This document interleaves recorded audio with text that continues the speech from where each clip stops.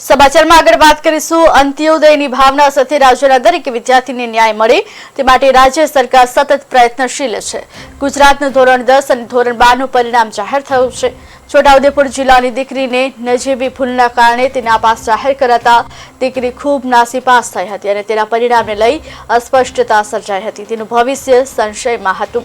સંવેદનશીલ બાબત મુખ્યમંત્રી ભૂપેન્દ્ર પટેલના ધ્યાને આવતા માનવીય દ્રષ્ટિકોણથી સમીક્ષા સાથેના અભિગમથી તેમણે શિક્ષણ રાજ્યમંત્રી પ્રફુલ પાનસેરિયાને યોગ્ય તપાસ કરી દીકરીને સંપૂર્ણ પારદર્શિતાથી ન્યાય આપવા મંત્રીએ સૂચના આપી હતી। છોટાઉદેપુર જિલ્લાના નસવાહી વિસ્તારની દીકરી પરમાર અંકિશાબેનને ગેરસમજના કારણે પોતાના બેઠક નંબરના બદલે અને બેઠક નંબર પરથી સંપૂર્ણ પરીક્ષા આપી હતી, જેના કારણે પરિણામ જાહેર થતા તેને ગેરહાજર જાહેર કરવામાં આવી હતી। અંકિશાએ તેનું નાપાસનું પરિણામ જોઈ નાસીપાસ થઈ હતી।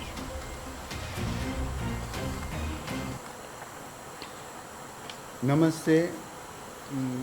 ધોરણ 10 અને 12ની પરીક્ષા પૂર્ણ થતાં 10મા ધોરણના રિઝલ્ટમાં દીકરી ઊભી છે બાજુમાં। એમનું નામ છે અંકિશાબેન। તેઓ એસબી સોલંકી નંસાડી સ્કૂલમાં ભણી રહ્યા છે।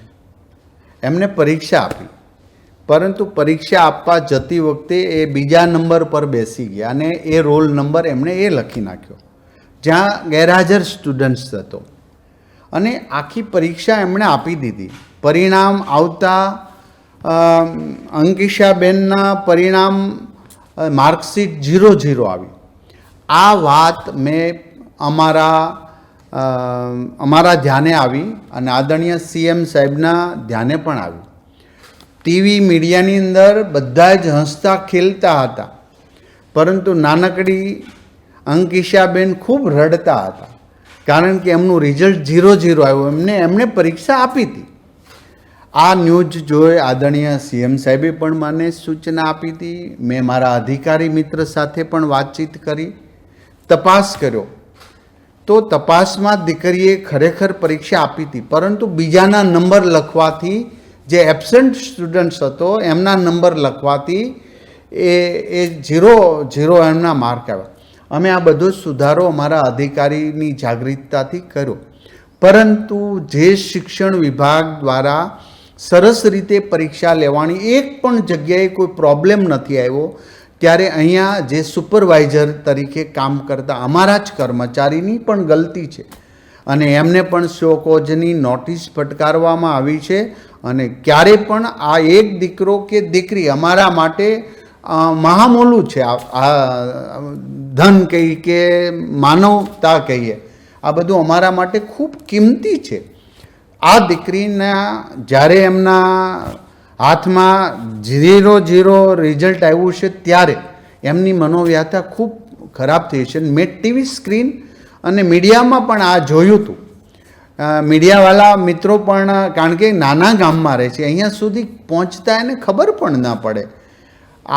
આ સમયે મીડિયાના પણ ખૂબ પોઝિટિવ રોલ રહ્યો। અમારા માટે આ નેગેટિવ્સ પહેલાં નહોતા, ભણશે કેમ ગુજરાત વગેરે અમારા ઉપર કટાક્ષ પણ કર્યા। આ કટાક્ષ યોગ્ય હતા, અમે સ્વીકારીએ છીએ। આ ક્ષતિ અમારા એક અધિકારીએ પણ કરેલી હતી, એમને પણ શોકોઝ નોટિસ આપી છે અને હું કોઈના ઉપર ઢોળવા નથી માંગતો। શિક્ષણ વિભાગનો જવાબદાર વડો છું। આ જવાબદારી મારી છે, ક્ષતિ પણ છે એ પણ અમારી છે અને સ્વીકારી એમને પાસનું સર્ટિફિકેટ આજે દીકરીને મેં આપી દીધું છે અને આવનારા સમયમાં આવી ક્ષતિ ન થાય જાગૃતતા પણ કરીશું। જે ભૂલ કરી છે એમને શોકોઝની નોટિસ આપીશું।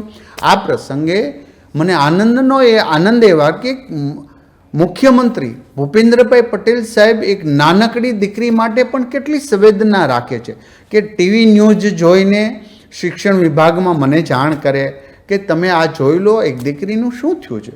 સાહેબ, આ મુખ્યમંત્રી આપણા છે, આપણી આ સરકાર છે કે અંત્યોદય સુધી નાનામાં નાના દીકરા દીકરી કે અન્ય લોકો માટે જાગૃત છે।